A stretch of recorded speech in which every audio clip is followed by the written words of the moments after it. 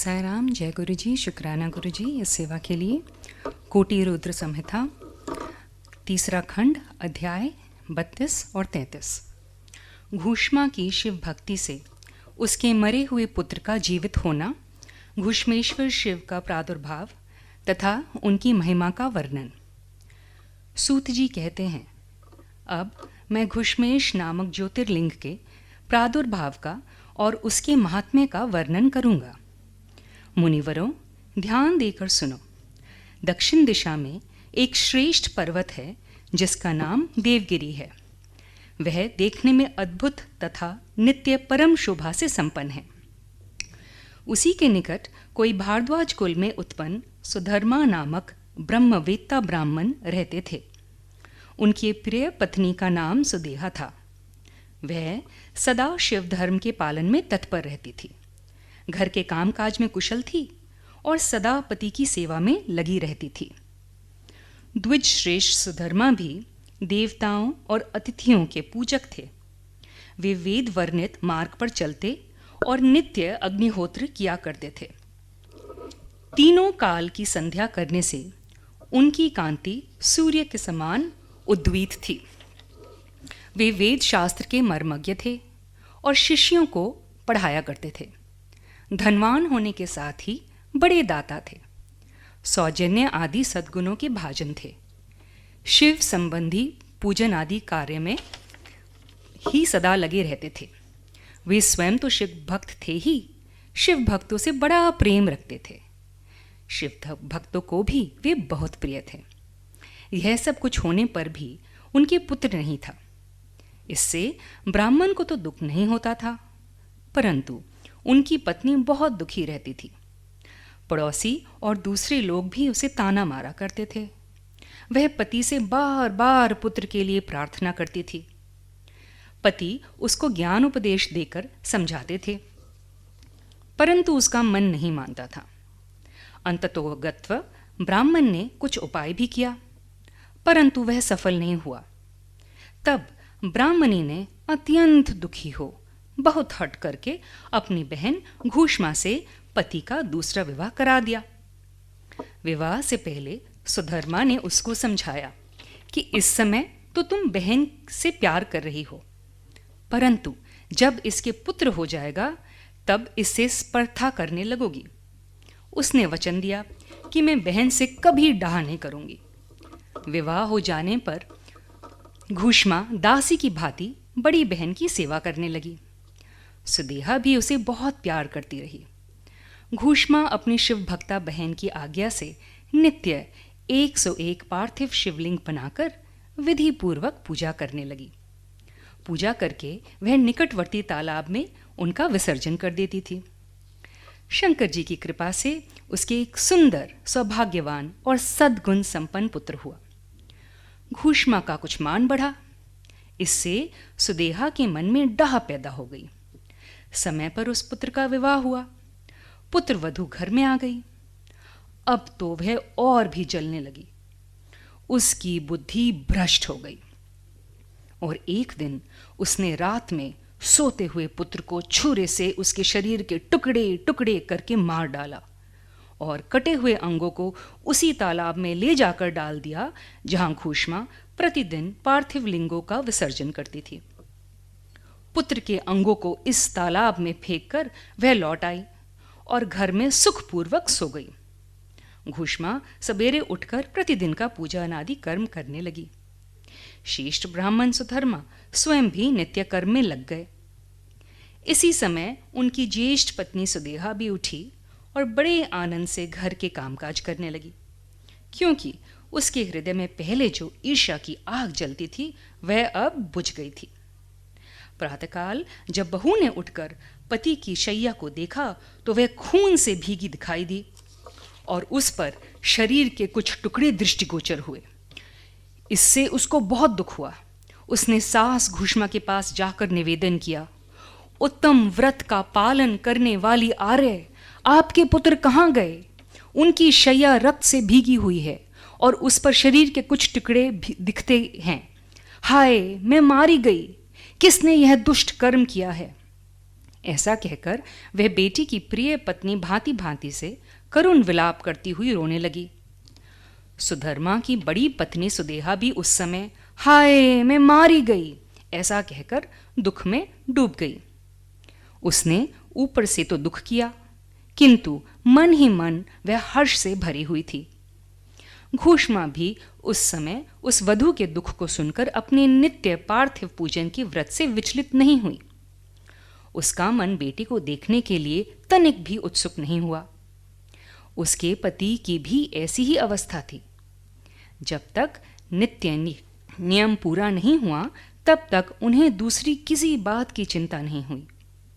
दोपहर को पूजन समाप्त होने पर घूष्मा ने अपने पुत्र की भयंकर शैया पर दृष्टिपात किया, तथापि उसने मन में किंचिन मात्र भी दुख नहीं माना। वह सोचने लगी, जिन्होंने ये बेटा दिया था वे ही इसकी रक्षा करेंगे। वे भक्त प्रिय कहलाते हैं, काल के भी काल हैं और सत्पुरुषों के आश्रय हैं। एकमात्र वे प्रभु सर्वेश्वर शंभु ही हमारे रक्षक हैं। वे माला गूंथने वाले पुरुष की भांति जिनको जोड़ते हैं उनको अलग भी करते हैं। अतः अब मेरी चिंता करने से क्या होगा। इस तत्व का विचार करके उसने शिव के भरोसे धैर्य धारण किया और उस समय दुख का अनुभव नहीं किया। वह पूर्वतः पार्थिव शिवलिंगों को लेकर स्वस्थ चित्त से शिव के नामों का उच्चारण करती हुई उस तालाब के किनारे गई।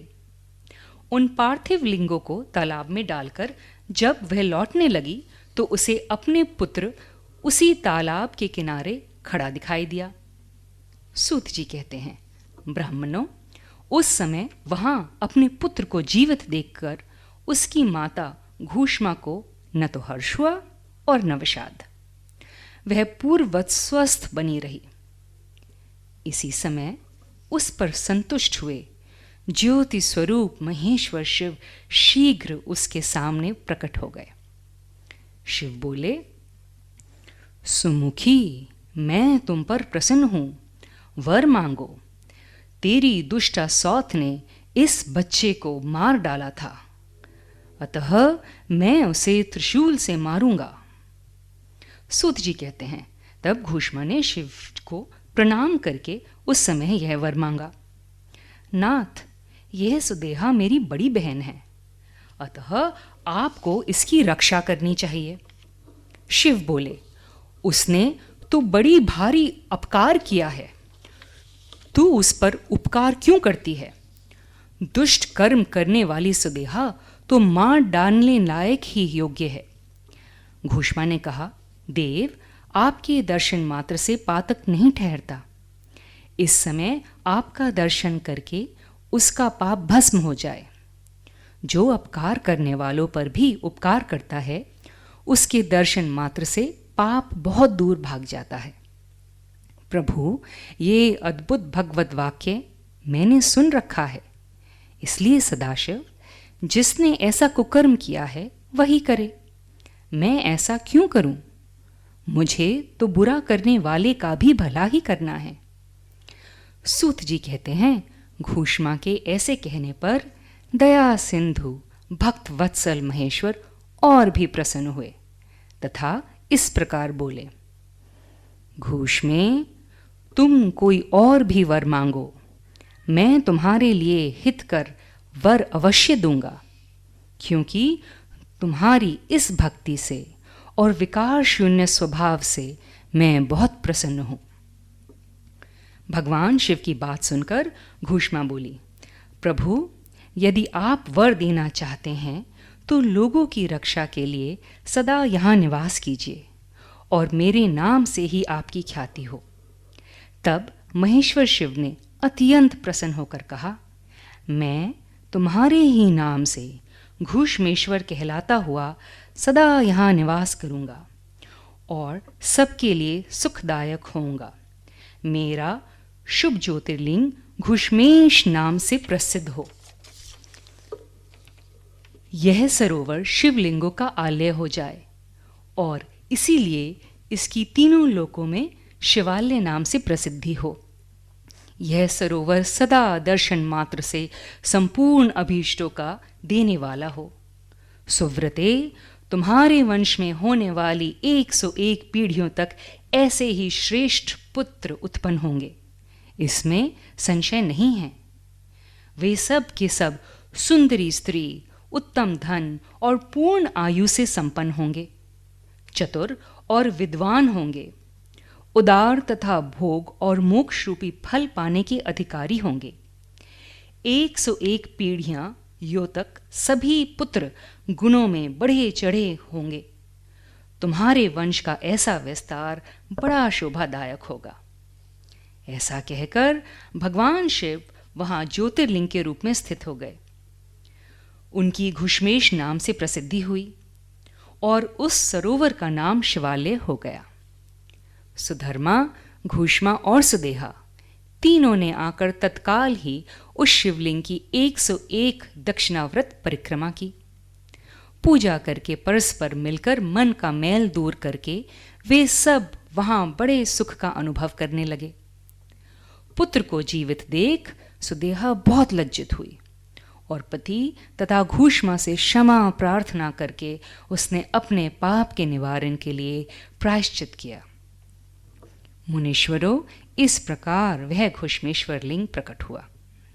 उसका दर्शन और पूजन करने से सदा सुख की वृद्धि होती है। ब्राह्मणों, इस तरह मैंने तुमसे 12 ज्योतिर्लिंगों की महिमा बताई।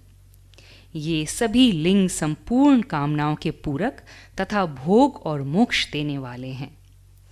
जो इन ज्योतिर्लिंगों की कथा को पढ़ता और सुनता है, वह सब पापों से मुक्त हो जाता तथा भोग और मोक्ष पाता है। और इसके साथ अध्याय 32 और 33 समाप्त। 12 ज्योतिर्लिंगों के महात्म्य की समाप्ति। ओम साईं राम। जय गुरु जी। शुक्राना गुरु जी।